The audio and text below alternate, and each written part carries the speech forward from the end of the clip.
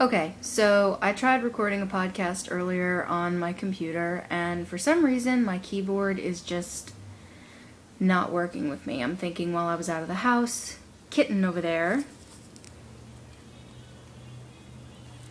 must have had some fun walking on my keyboard again. So, I've been doing this podcast for several months now, which is... It's surprising it's been that long, but it's also seeming very short. I don't know if that makes a lot of sense.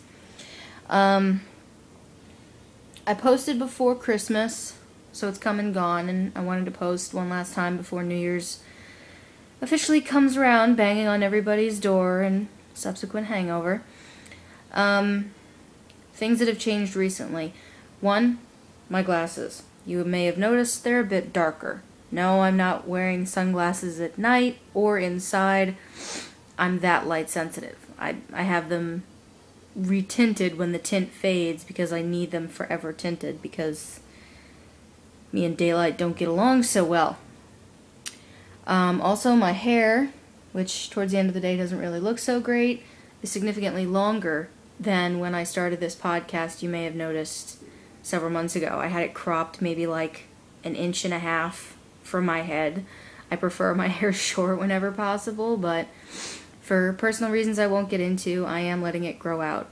And I have had a couple haircuts since then, but the last haircut I had was before my wedding, and I simply said to myself, you know what? These are my reasons. I'm just gonna let it grow. Today is my last day off for 2011, my last day off for December, and I basically just blinked it away. It's the middle of the afternoon, arguably early evening, she said, double checking her clock. I'm just sitting here enjoying a wonderful new Christmas present from my in-laws, which, as wonderful a present as it is, you gotta kind of also understand the fact that they basically said, well, your birthday is in early November. The holidays are in late December. What if we just get you one really nice present and that'll cover both? I question the logic there, but given how nice the present is, I'm gonna let this one go. So, we went away for Christmas. We went and saw my family in Maine, as per usual. Dad got me the juicer that I asked for, but no, he didn't get one off of, like, the internet, new, shiny, in the box, easy to get home. No! He went to Craigslist. It's a lot chunkier than I thought it would be, takes up more counter space than I'd planned, but to be fair, it is the brand that I asked for. It is technically supposed to be a better model than the one I asked for, and he paid less than what the cheaper one would have been, so I don't know. I used it yesterday. Today, I'm not really sticking to my diet because it's Friday and it's my last day off of the year, but I did yesterday, and I'm getting back on track because I start my New Year's resolutions at the beginning of December, because everyone needs that 2-week period where they're kind of like, yeah, but, well, it's not technically New Year yet, and then there's that 2 weeks coming up to New Year where they're like, alright, I gotta get everything set up, I gotta get workout clothes, I gotta get workout DVDs, do I need to get a gym membership? What should I be eating? I should go out and buy a lot of fruit. Well, I've been tapering into that kind of a thing the last week and a half. Luckily for me, dietarily, for all intensive purposes, I married a rabbit. Go fig. I've never been a huge fan of tofu. I was also never ordinarily a huge fan of many vegetables until I hit my early 20s, which is probably how I got to be 340 pounds at one point in my life. But Sam is basically a rabbit. I mean, if I feed him vegetables every meal save breakfast for the rest of our existence, he'll be happy. You know, he'll ask for some tofu now and then. If we eat out, he might get chicken, but, you know, he's fine with it. He likes vegetarian nuggets. He likes Morningstar patties. He's always thrilled to have tofu for whatever reason. You know, he likes vegetable stir fry. He likes vegetarian chili. So it makes it a lot easier for me to really get on the start eating legitimately healthy track, with him being like that. because I'm cooking to make him happy. I mean, 75% of the time, I'm cooking to make him happy. I want him to enjoy his food. I want him to eat it. I, want to be doing something to make him feel comfortable when he comes home from work, because he works full-time and I haven't found work yet. This is what I do. I keep up the house. I take care of the cat when he's not here. And I cook, I'm as close to a modern-day June Cleaver as you're really going to find. So I've been tapering into that the last couple of weeks, been trying to drink a lake of water every day, because most people don't and should, and I'm guilty. I even got myself a spiffy water bottle that actually works incredibly well. You can find my review on llbean.com. What else? So, a quick year in review. This is going to be totally different from the podcast I actually recorded earlier, because when you do it the second time, you always realize there's crap you forgot. First part of the year, basically you can chalk up half of this year to wedding planning. We got married in September, so somewhere around March, April is when things started grinding into place and really getting revved up. September, got married, went on the honeymoon, yay! October, for every miraculous high, there's a crashing low. We got married September 23rd. October 25th, Sam's grandfather passed away, which sucks. Everyone knows that death happens, but ew. Moving right along. The highlight over the summer, I don't know if you saw the podcast, was the trip to meet Connor the day after he was born. That was not the 4th of July weekend, but that week. He was born July 8th. Which made this Christmas really kind of even more fun, because we had to take the time to go and see my sister, which we do most years, but she's not so great about doing what she says she's gonna do. Excuse me. So we went and we saw her and her husband and Connor and her parents. Now, yes, she's my sister, and technically we have the same parents, but I'd have to really, show you a PowerPoint to explain everything. Suffice to say, she was adopted within the family, so her parents are technically my aunt and uncle. But we saw all of them, and Sam got to meet our nephew for the first time, which was awesome, because who doesn't like babies? But Connor's getting to be a real solid little dude.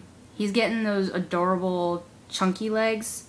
Where he feels really heavy, and if you squish his legs, he feels really solid. And I said to his dad, Matt, my brother-in-law, I said to him, dude, legs like that, get him into sports. As soon as he starts walking, get him into sports. He could do soccer, he could do football. He's, you gotta optimize that. And it's good physical activity. Regardless of what sports can do for a person's career or financial status, it's remarkably healthy. More people need to be engaged in more physical activity. And, he's our nephew. I want to make sure he's healthy. Let's see, what else? But my sister, dude, there's always that one relative where you're like, I cannot believe you just had the balls to say that to me. Are you kidding? Well, my sister is that type, and I had one of those moments with her because we saw her on the 24th, the day before Christmas.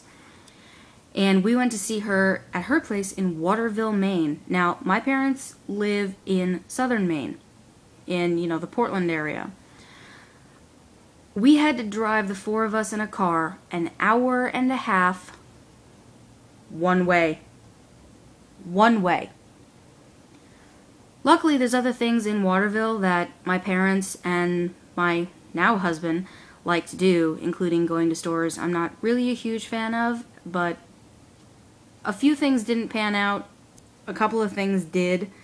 One thing came down to the wire because they were closing at a certain hour that was earlier than expected because it was Christmas Eve. But that part was fine. But at the last minute, I had decided to wrap something for my sister, a nice coat and a pair of dress pants. that our grandmother had sent me, that I knew going into it I didn't want, I didn't need, I was gonna return because I hadn't asked for it. And I figured, you know what, Faye never gets anything. She never gets anything from our grandmother because our grandmother, for reasons beyond my comprehension, refuses to acknowledge my sister's existence. Long, idiotic, hateful story. But that being the case, I thought, well, you know, I'll regift them. I'll give them to her. I mean, regifting is a pretty common practice in our family. Sometimes you tell someone, sometimes you don't. Depends on the gift, depends on the reason. So I regifted them to her, and I told her that they were technically from Ruth. Well, one of the things she got was a really high-end bag, the kind that comes in its own cloth drawstring purse-looking thing to keep it safe. That she loved. The clothing she looks at, she says, wow, they're so nice, and you know, I think I can fit in these. I've been losing the weight since Connor was born. And not 2 minutes later, I swear to you, she turns around and says to me, was it possible maybe you could return them? Because I don't think I'm going to wear them. I don't have anywhere to wear them to. These are really nice, and I don't have any reason for nice clothes like this. And I said, well, you know what? That's a little bit of a tap in the face, but she's being honest. She doesn't really go that many places. She certainly doesn't really go to high-end places, and she's not really in a portion of a state that's known for being classy. So, I mean, Maine can be classy. I mean, we have Kennebunkport, but the part of Maine she lives in isn't like that at all. So I said, all right, fine, I'll return it. A beat and a half later, well, when you return it, you know, call me and we'll talk about what they have there, and maybe you can find me a good cheap Chanel bag, because all I have are knockoff bags, and you can tell that they're knockoffs. Hold up. You don't want a nice outfit to go with the handbag I just gave you, which is really either in the same class or higher than Chanel. I don't remember the designer's name, but I know what that cloth bag means. And asking me to, not only have I schlepped it from my house to Maine, you want me to pack it up, schlep it back to New York, return it, which is a whole separate trip into the city, get you a cheap Chanel bag, which is like a unicorn, it doesn't exist, and then spend the money to resend it to you so you can have a real nice bag that you don't have anywhere to go that you would need a nice bag for, which would be actually, in fact, the second nice bag I've given you. That it like staggers the mind. You have nowhere to wear nice clothes, but you have places to go with several $100 bags. That's insanity. So, that was Christmas. But that's enough about her and her idiocy. I'm keeping my fingers crossed for what I'm trying to get done for next year, because for a long time I spent my energy and focus convincing myself and everyone around me that I really wasn't worth paying attention to. I really wasn't worth, you know, being in a relationship. I really wasn't worth time, focus, care, compassion. You know, the entire self-negating trip, you know, self-deprecation at its height. Which is part of how I got to 340 pounds, which is part of how I got the damage to myself that I have, that I didn't bother to see doctors for to get taken care of. And despite my best efforts at self-destruction, I got married. Several years of living with someone, you know, after the fact. Like, we lived together several years, and then we got married. So it's not just like flash in the pan, suddenly get married. Like, he put in the time. So I'm hoping that, as determined as I was to beat the living shit out of myself, I can be equally determined to stuff that all right the fuck back in. I think it's possible. I don't know how long it'll take, but there's